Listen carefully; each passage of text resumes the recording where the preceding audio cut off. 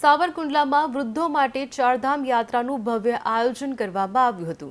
સબકા માલિક એક માનવ સેવા ટ્રસ્ટ દ્વારા ભવ્ય આયોજન કરવામાં આવ્યું। વૃદ્ધોના સન્માનમાં એક અનોખી પહેલ કરવામાં આવી છે। મા બાપનું ઘર વૃદ્ધાશ્રમના તમામ લોકો માટે આયોજન કરવામાં આવ્યું છે। આ દિવસે વૃદ્ધો માટે શાહી ભોજનનું પણ આયોજન કરવામાં આવેલ છે। વૃદ્ધોને દરેક ધામના દર્શન કરાવવામાં આવશે। અમારા ટ્રસ્ટ દ્વારા મા બાપનું ઘર જે મનીષા દીદીનું વૃદ્ધાશ્રમ ચાલે છે તેમાં 1 તારીખે ડિસેમ્બર 12મા મહિનામાં અમે તેઓને ચારધામની યાત્રાના દર્શન કરાવીએ છીએ। એ બહુ એક સારું કામ છે અને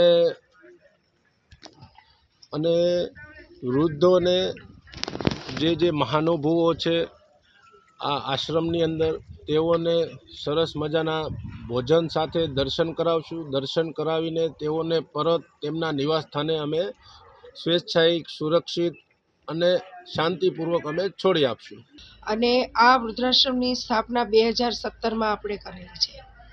હવે આજે અહીંયા જે બી વૃદ્ધો રહે છે એ લોકો એવા વૃદ્ધો છે કે જેને આગળ પાછળ હવે કોઈ સંભાળવા વાળું નથી અને આપણી આ સંસ્થા નિઃશુલ્ક છે। કોઈ પણ જાતની ફી કે સેવા લેવામાં આવતી નથી।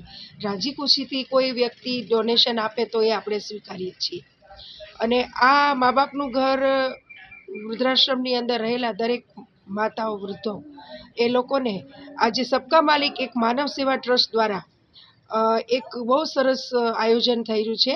આગામી આવતી 1 તારીખ 12મો મહિનો અને 2004માં અમને બધાને પિન્ટુભાઈ મલિક જે પ્રમુખ છે સબકા માલિક એક માનવ સેવા ટ્રસ્ટના એમનું આવો વિચાર એમણે દર્શાવ્યો છે કે આ બધાને આપણે 1 તારીખે જાત્રા કરાવવાની છે।